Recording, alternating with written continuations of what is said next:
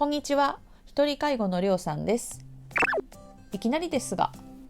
ベッドの背上げ、足上げ機能をちゃんと使っていますか？背抜きはしていますか？って何のこと？現在、介護ベッドを使っている方や医療関係者さん、介護士さんにご質問でした。こちらはベッドで過ごす時間が長い方や介護を受けている方に行うと体が楽になるとっても良い方法です。電動ベッドではいわば強引にベッドの底板が動かされている状態です。その上にマットレスを敷いて苦痛を生じかねません。介護者は丁寧に対応してその苦痛を軽減することが大切です。一度ご自分がベッドに寝てみて体が動かない状態を設定して体感するのが一番ですが、なかなかそういう機会はありませんよね。ベッドの上半身側を上げたり下げたり、足側を上げて膝が少し曲がる状態にする。こんな簡単なことで体が楽になるのを助けるって良くないですか？他にも背中の蒸れを取る、内臓への刺激、膀胱の底にたまる尿を動かす目的などメリットがたくさんあります。今回は誰でも使える便利な機能や有効な介護の方法をご紹介します。数年前、父が入院していた際の病棟での光景ですが、患者様が起き上がりが大変なのに背上げ機能を使わずにいきなり患者様を起こしている看護師さん、ベッドが低くて患者様が立つのに苦労されている介護士さん、そんな光景をよく目にしました。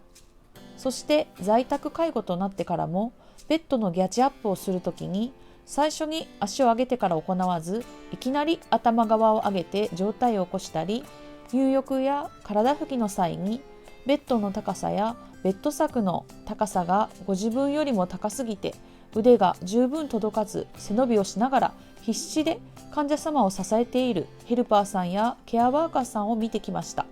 いや、もはやこの状態では患者様を支えているというより持っている状態に、せっかくある機能を知らずにまた利用せずに苦労なさっているのは介護する側も介護を受ける側も負担ですし、もったいないです。以前別の動画でも同じようなことをお伝えしましたが、ベッドの使い方は看護学校の授業であるわけでもテストに出るわけでもありません。また看護師になってからは目の前の業務に忙しく医療的なことが主になったり、なかなかこういうところには目を向ける時間や心の余裕もありません。ですので父の介護でたくさん失敗してきた私だから、お忙しい現役ナースさんに代わりお伝えしたいと思って発信します。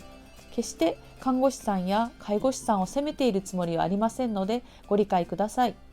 またこれから看護師や介護士さんを目指す学生さんにもぜひ知っていただきたいです。日常で必ず出会うシーンです。すでにご存知の看護師さん、介護士さんも再確認がてらご覧いただけると嬉しいです。またご自宅で介護をなさっている方には知得情報ですので、ぜひ最後までご視聴ください。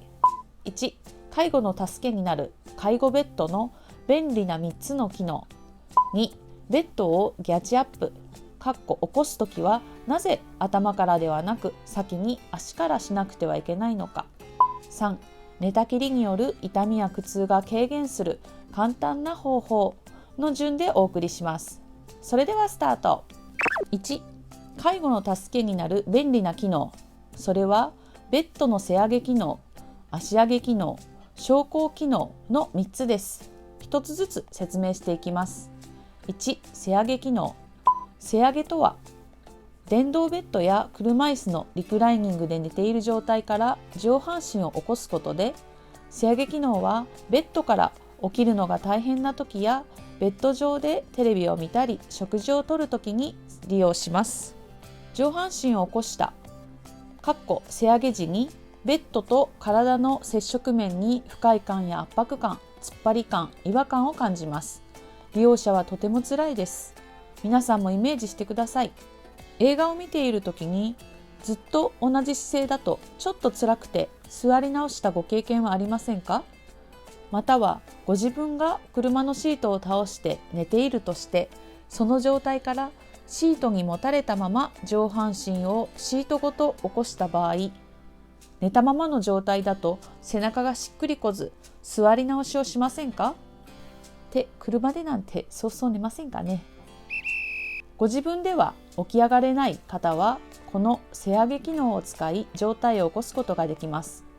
同じ姿勢で寝たきりになってしまうことも防ぎます。また長時間ベッドに同じ姿勢でいると血流が悪くなりますが、この血流を良くしたり床ずれを防ぐことができます。ベッドの背を上げるときはまず膝を上げて体が滑らないようにしてから背中を上げます。背がだいたい45度ぐらいまで上がると寝ている人は強い圧迫感や痛みを感じます。自分で体を動かせる人はこの圧迫感を自ら除去できますが、体が動かせない人は苦痛です。そこで背抜きが必要となります。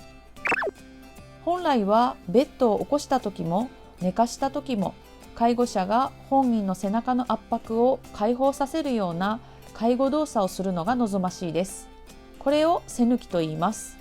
以前ご紹介したモルテンのオスカーはこの機能がついています。ギャッチアップをする起こす前に背上げボタンをポチッと押すだけ。簡単楽ちんですね。こちらについてとってもわかりやすい YouTube を見つけました。私が説明するよりどんな医療・看護系のチャンネルよりわかりやすい説明をされています。ぜひ今回は私のチャンネルは見なくてよいから、その代わりにこちらのチャンネルの複数の動画をご覧ください。なんて、とにかく目から鱗な動画です。介護に関わるすべての方は必ずチェックしてくださいって言いたいです。背抜き自体は道具なしで介護者の手でできますが、私はより楽に父にとっても快適に背抜きをするためにグローブを購入してみました。正直正しい背抜きの方法が分からず調べていたところ、こちらの YouTube に出会いました。なんとこのキャラの濃い YouTuber の草野さんは看護師でもなく介護士でもなく、ワクワク直感堂という介護用品福祉用具のネットショップの店長さんでした。医療従事者ではない店長さんは看護師顔負けの素晴らしい解説と実践をされています。またいつも思うことですが、看護学校の授業や病院での勉強会でぜひこちらの YouTube 動画を使っていただきたいくらい良い内容ですので、必ずチェックしてくださいね。概要欄にリンクを添付しておきます。ではこちらは草野店長さんにお任せし戻りますが、2、足上げ機能。ベッドそのものの足側の底板を上げることです。だいたいは膝の後ろが緩やかに曲がる感じになります。足上げをすることで足のむくみを予防できます。背上げした状態の時に足を上げることで体が足側へずれるのを防ぎます。ここで大切なポイントをお伝えします。これは誰でもしているようでしていないことですが、寝ている位置が正確でないと背を上げた時に強い圧迫が生じたり、体がずるずる滑ってしまいます。ですので背を上げる前には必ず正しい位置で寝ているか確認し、ずれていれば正しい位置に戻してから背を上げましょう。3、昇降機能。ベッドの高さを上げたり下げたりする調整機能です。介護ベッドの背上げ機能や昇降機能には体位変換や車椅子への移乗などの介助を楽にします。またベッドから立ったり腰掛けたり、ベッドの下を掃除しやすくするときに利用します。適切なベッドの高さはおむつ交換などの場面で介助者の腰にかかる負担を軽くします。高さを低くすれば万が一ベッドから転落した場合でも大事に至る怪我を防ぐことができます。ついつい流れ作業やスピード作業、またはめんどくさくてそのまま行ってしまいがちですが、背上げ機能や昇降機能を使うと利用者も介助者双方の負担が軽くなるので、ぜひ活用しましょう。なんといってもリモコンを押すだけですもの。腰や膝を痛めてからの方が治療や精神的苦痛に労力が取られてしまうなんてもったいないですよね。2、ベッドをギャジアップ起こすときはなぜ先に足から操作しなくてはいけないのか。理由は2点あります。その1、血圧の変動が起き、低血圧や失神を起こす可能性もある。その2、足が高くないと体が足側にずれてしまうからです。体がずれてお尻、背中、仙骨伝部に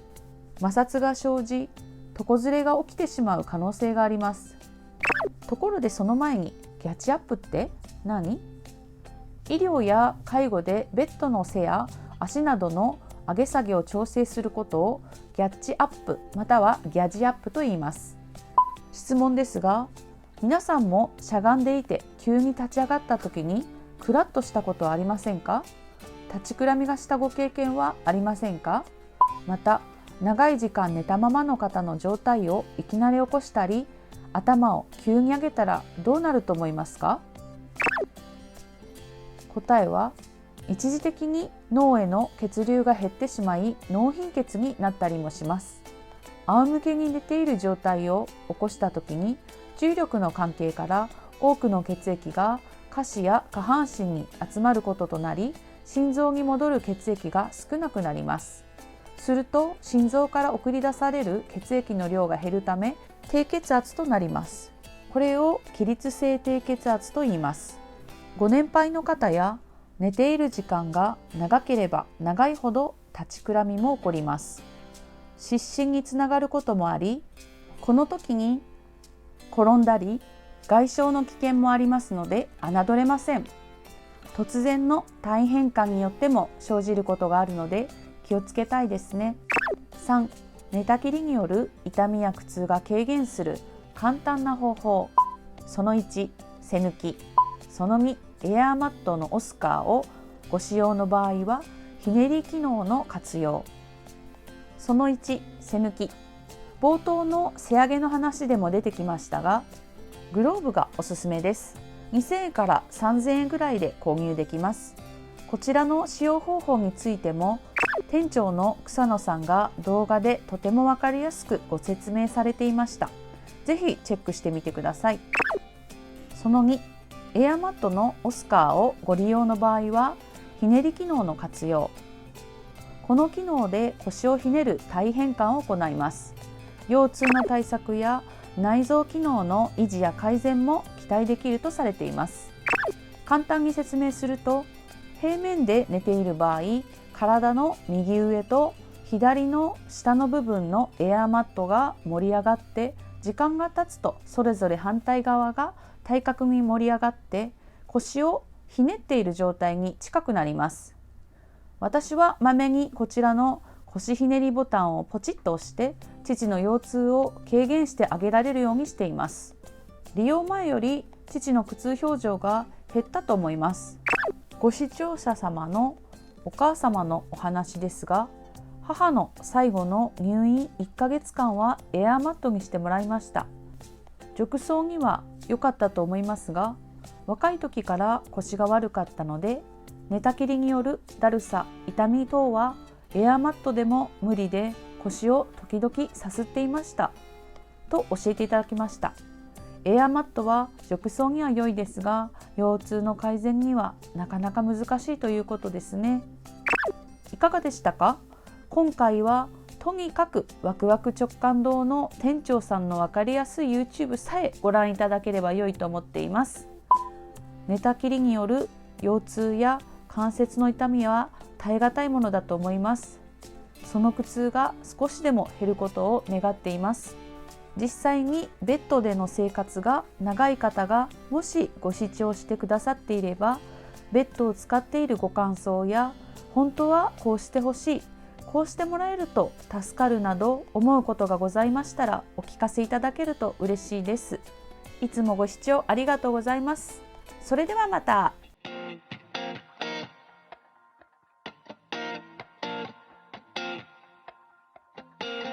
Clear nights and I'm ready to fall for the last time. Picture perfect.